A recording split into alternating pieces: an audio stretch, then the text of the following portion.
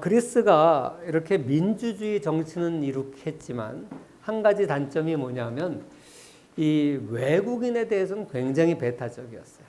이게 또 로마와의 차이점이에요. 우리 다음 시간에 이제 로마를 공부해 보면 이 로마는 거대한 제국을 이룰 수 있었던 요인이 뭘까에 대해서 여러 세기 동안 많은 학자들이 이제 논란을 벌였는데 대부분이 인정하는 게 로마는 굉장히 관용적이었다. 패자, 적을 동화시키는 힘이 있었다. 제도적으로. 그건 이제 로마를 공부할 때 자세하게 하고요. 그런데 그리스는 오히려 그게 없었어요. 그리스는 그 외국인들 중에서 엘리트들을 우대를 하지 않았습니다. 그래서 이 그리스 시민권, 뭐 로마 시대도 마찬가지지만 대단히 이제 중요한 건데, 그런데 그리스 사람들은 이 외국인에 대해서 배척을 하고 노예도 해방 노예를 인정하지 않았어요. 그러다 보니까 우리가 잘 알다시피 소크라테스가 독배를 마셨잖아요. 소크라테스가 아테네의 젊은이들을 타락시킨다는 죄명으로 사형 선고를 받았어요. 말도 안 되는 건데 사실 소크라테스는 우리가 잘 알다시피 악법도 법이다 아주 유명한 말을 했죠. 그러면서 기꺼이 독배를 마셨습니다. 주변의 제자들이나 친구들이 다 도망가라 그랬는데 응하지 않고 악법도 법이다 그러면서 독배를 마셨어요. 그래서 사실 그 소크라테스는 뭐 전쟁도 잘했다 그래요. 전투도 전쟁이 아니라 전투겠죠. 싸움도 잘했다 그래요. 그리고 뭐 아무튼 그랬던 사람인데 그 독배를 마셨고 반면에 제자인 그 아리스토텔레스는 도망갔어요. 왜? 비겁해서가 아니라 아리스토텔레스는 외국인이기 때문에 시민권자가 아니고 소크라테스는 시민권자예요. 그러니까 시민권자는 내가 여기서 도망가면 어디로 가냐. 기꺼이 독배를 마셨는데 아리스토텔레스는 도망가면서 아테네 사람들이 위대한 인물을 죽이는 실수를 반복하지 않기 위해서 난 도망간다. 뭐 죽기 싫어서 도망갔겠지만 아무튼 여섯 사람들은 아마 아리스토텔레스는 시민권자가 아니었기 때문에 아테네에 충성할 이유가 하나도 없었다. 그렇게 이제 해석을 합니다. 이렇게 이 아테네의 단점은 뭐였냐?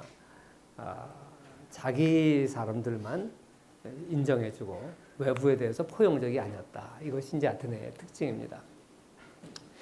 그래서 아까 얘기했지만 이 로마와 굉장히 그리스는 대비적이다 이런 얘기를 했고요. 뭐 해방 노예가 그렇다고 없었던 건 아닌데 있긴 있었어요. 근데 제도화되어 있지 않았다 이런 의미고요. 그 다음에 또 한 가지 아테네를 공부하면서 흥미로운 사실은 뭐냐면 이 아테네는 상공업을 통해서 발전한 도시국가입니다. 이 조그만 도시국가들이 자급자족하기는 참 어려워요. 인구가 밀집되어 있으니까 자기 그 지역에 있는 사람들이 먹고 살 수 있는 충분한 식량을 공급받는다는 게 쉽지가 않아요. 그래서 무역을 많이 했는데 특히 이제 이 지중해 근처에는 지중해성 기후 때문에 이 밀이라든지 주고기 키우기가 적합한 지역이 아닙니다. 그런데 거꾸로 이제 뭐 포도주라든지 올리브유라든지 이런 건 더 잘 돼요. 그러니까 주곡은 부족하고 이런 사치품들은 좀 남고 그러니까 자연스럽게 무역을 통해 가지고 서로 이제 일찍부터 무역을 통해서 생필품을 조달받고 그러다 보니까 무역을 많이 하다 보니까 뭐 문명이 발달하죠. 우리가 지금의 기준으로 보면 서로 부가 창출되기 때문에 발전할 수밖에 없는 거죠. 그런데 이 상인은 시민이 될 수 없었어요. 웃기는 거죠. 상공업으로 먹고 사는 나라가. 그리고 상인들을 천시했어요. 아리스토텔레스가 쓴 정치학에 보면 상거래에 능숙하다는 것은 비난받아 마땅하다. 그것은 자연 질서를 따르는 것이 아니라 타인들로부터 무언가를 빼앗는 것이다. 사실 오늘날 공산주의 국가에서 무역에 대해서 저런 관점을 가지고 있어요. 사실 막스주의의 뒤에 이어서 나온 종속이론가들은 기본적으로 저런 생각을 갖고 있어요. 근데 저 생각은 막스주의자들을 18세기에 생겨난 생각이 아니에요. 19세기에 생겨난 생각이 아니라 그 이전에 중상주의 시대에 이미 그 생각을 가지고 있었어요. 무역을 하면 수출은 좋은 것이고 수입은 나쁜 것이고 수입하면 돈이 나가잖아요. 그러니까 나쁜 거라고 생각했던 거죠. 이걸 나쁘지 않다라고 얘기한 게 아담 스미스의 국부론이에요. 그래서 중상주의 시대에 그런 생각을 가졌는데, 중상주의 시대라는 거 우리가 지난번에 16세기에서 19세기까지를 중상주의 시대라고 그러는데, 그러면 이 뿌리가 어디냐? 이미 그리스 시대부터 그런 생각을 가졌던 거예요. 아리스토텔레스 같은 사람들도 상공업을 이렇게 천시 여겼을 뿐 아니라 무엇을 빼앗는 거라고 생각했어요. 이 뿌리가 굉장히 깊어요. 우리 동양에서는 상인들을 천시하죠. 그런 정신이 마찬가지로 서구도 옛날에 있었다는 거죠. 그게 어떻게 보면 인간 사회에서는 자연스러운 것 같아요. 자연스러운 오해. 왜 그랬을까? 왜 인류는 동서양을 막론하고 상업에 종사하는 사람들을 싫어했을까?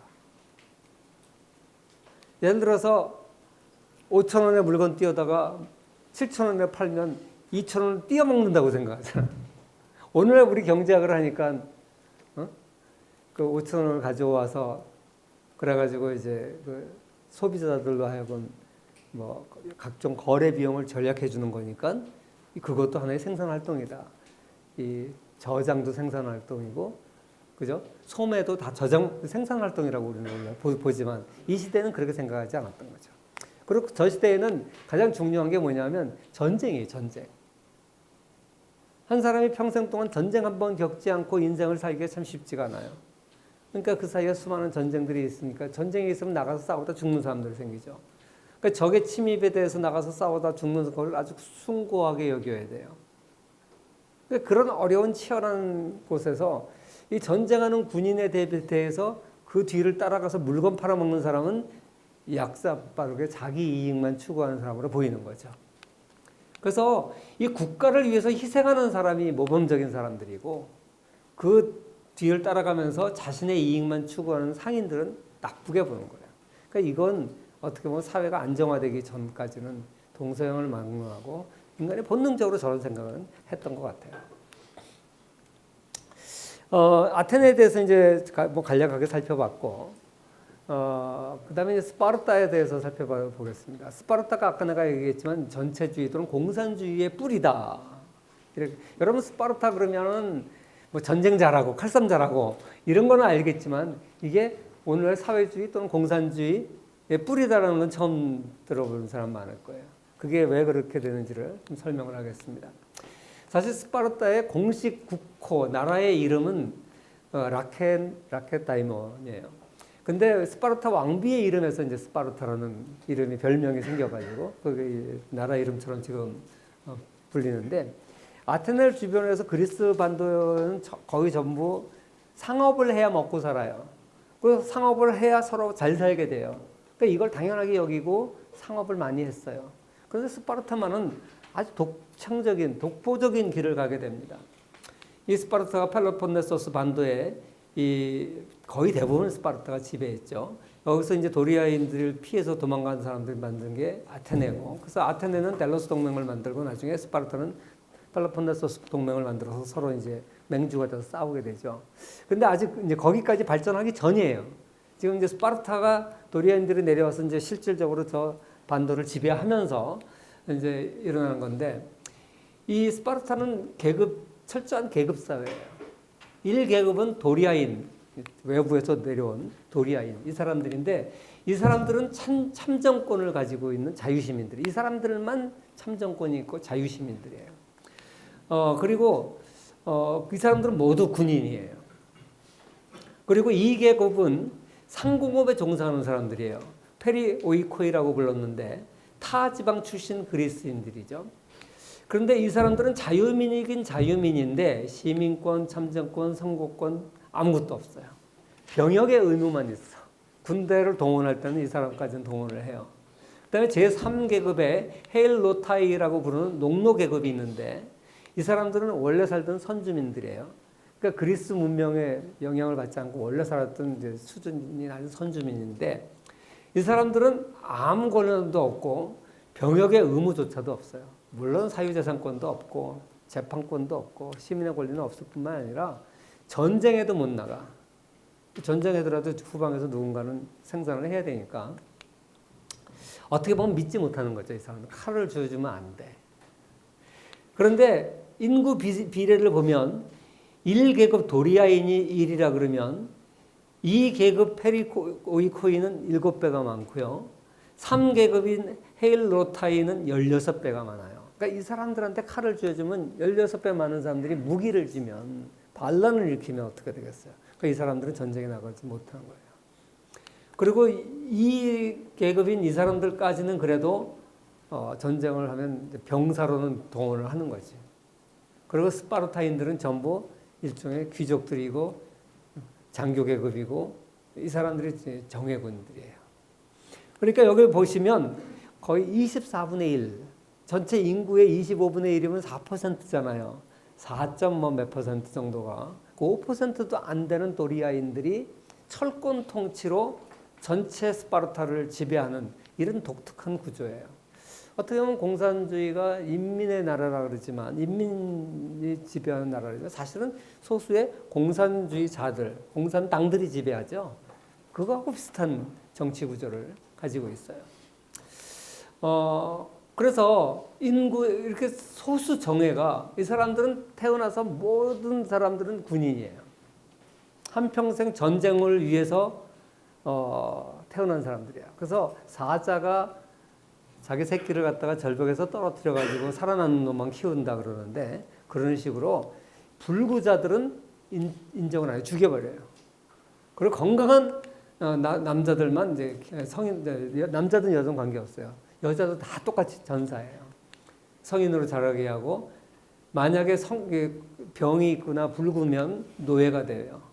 그래서 7살부터 기숙사 생활을 하고 전사로 양성을 합니다. 이 사람들은 전쟁을 할 때 벌거벗고 해요. 남녀가 섞여서. 그러니까 이 성에 대해서 아주 무관심해지도록 훈련을 받고 아주 혹독한 훈련을 받기 때문에 아주 잔혹한 전사로서 자라나는 거죠. 20살에서 60세까지 현역 근무한다 그러니까 북한 저리 가라요. 북한이 17세에서 10 몇 년 근무하죠, 지금. 북한이 11년인가 뭐 복무하는데, 지금 우리나라는 3년 하다가 2년 하다가 그것도 줄어서 지금 계속 줄이려고 그러고 있는데, 뭐 이게 당시 평균 수명이 35세 정도 됐을 거예요. 평균 수명이 이렇게 짧았거든요. 평균 수명이 35세에서 갑자기 60, 70세로 늘어나는 것은 최근의 일이에요. 최근에 전기를 사용하고 그리고 수돗물을 우리가 깨끗한 수돗물을 먹고 시작하면서 평균 수명이 이렇게 늘어난 거지 수천 년 동안 인류의 평균 수명은 30세 전후였어요. 그러니까 이거 평생 현역에 근무한다고 보면 돼요. 물론 그중에 건강한 사람들은 이제 더 오래 살았지요, 물론. 그리고 이렇게 평균 수명이 낮았던 거는 유아 사망이 높아서 그래요. 유아 사망이. 그래서 여자도 남녀 완전 평등이에요. 그래서 여자도 튼튼한 체격을 요구하고 엄격한 식이요법으로 관리를 합니다. 그러니까 뭐 요새 우리나라 젊은 여자들 다이어트 날씬해지려고 식이요법 하는 게 아니라 건강을 유지하기 위해서. 그리고 건강한 아이를 많이 낳는 여자가 우대를 해요. 그리고 이 훈련이나 경기 대회 할 때는 여자도 남자처럼 나체로 똑같이 하고요. 그 다음에 남편이 죽으면 우리 조선시대에는 수절해야 되잖아요. 그런 거 없어요. 재혼을 장려해요. 왜? 아기를 많이 낳아야 되니까. 그래가지고 인구가 4%밖에 안 되는 도리아인이 전체를 지배해야 되니까 성고를 많이 낳아야 돼요. 그래서 적극적으로 아이를 낳도록 하고 독서나 토론 이런 건 환영받지 못해요. 과묵함이 미덕이고요. 용맹, 복종, 애국심 이것이 스파르타의 미덕이에요. 어떻게 보세요? 굉장히 독특하지요. 이게 오늘날 공산주의 사회하고 비슷해요.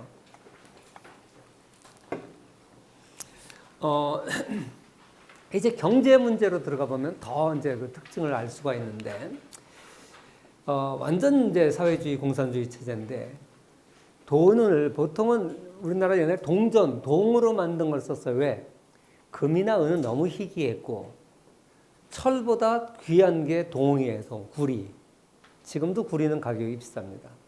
그래서 우리 조선시대는 동전을 썼잖아요. 동으로 만든 화폐를 썼는데 여기는 철전을 써요. 철전. 상대적으로 흔한. 물론 당시에 철이라는 게 뭐 그렇게 흔한 건 아니지만 그래도 구리에 비해서 흔한 건데 철화를 사용해요. 그 이유가 뭐냐면 이게 인플레이션 때문에 가치가 별로 없으니까 저축할 필요 없고 생활 수준도 낮고 그러니까 서로 질투도 하지 않아요. 어디서 많이 봤잖아요. 이게 공산주의 사고예요.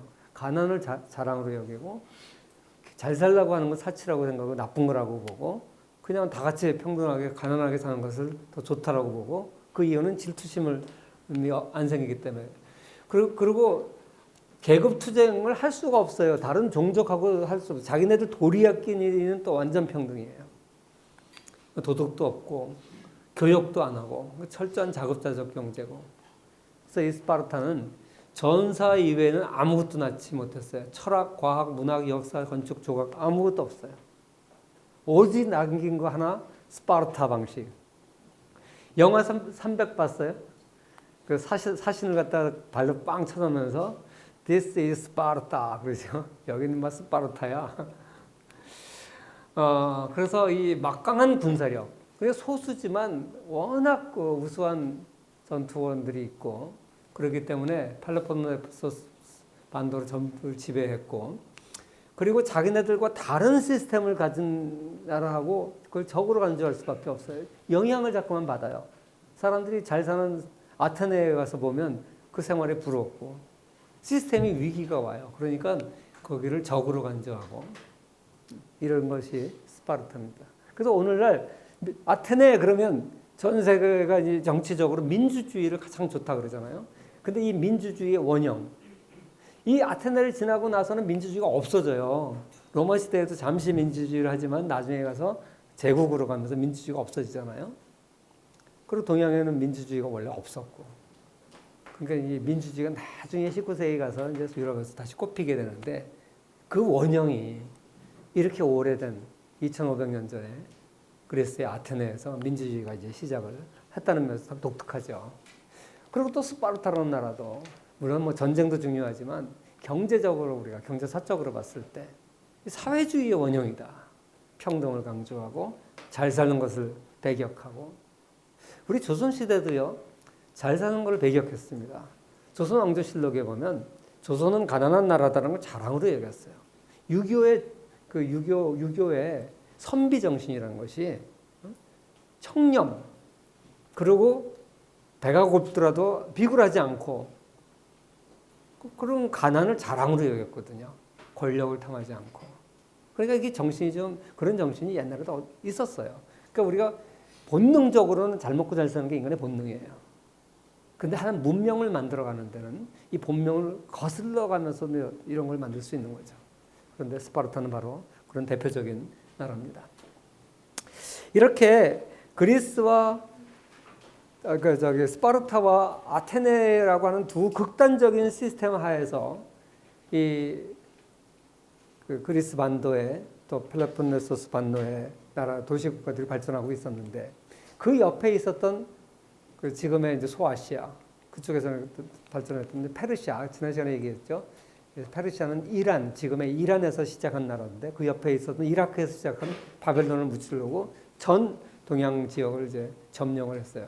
그런 것은 이제 서쪽으로 이제 공격을 해오는데 다리우스 왕이 BC 490년에 서쪽 지역 그리스 지역을 이제 침공을 해옵니다. 다리우스 왕은 조로아스터교를 믿고 있었어요. 그래서 옛날의 전쟁들은 거의 우리 신이 너희 신보다 우세하다. 그래서 전쟁을 나갈 때 항상 신을 앞세워서 나갑니다. 신이라는 게 지난번에 유발 하라리 얘기도 했지만 그 어느 한 많은 숫자의 무리를 정신적으로 통합시키는 의미가 있다. 이런 얘기를 했었는데 그래서 이 조로아스터교가 너희 신보다 우세하다. 이건 뭐 일종의 핑계일 수도 있겠죠. 그러나 사실 이미 충분한 지역을 다스리고 있는데 더 이상 뭐 영토가 뭐가 필요하겠어요. 그런데 이제 이 이유로 침공을 하죠.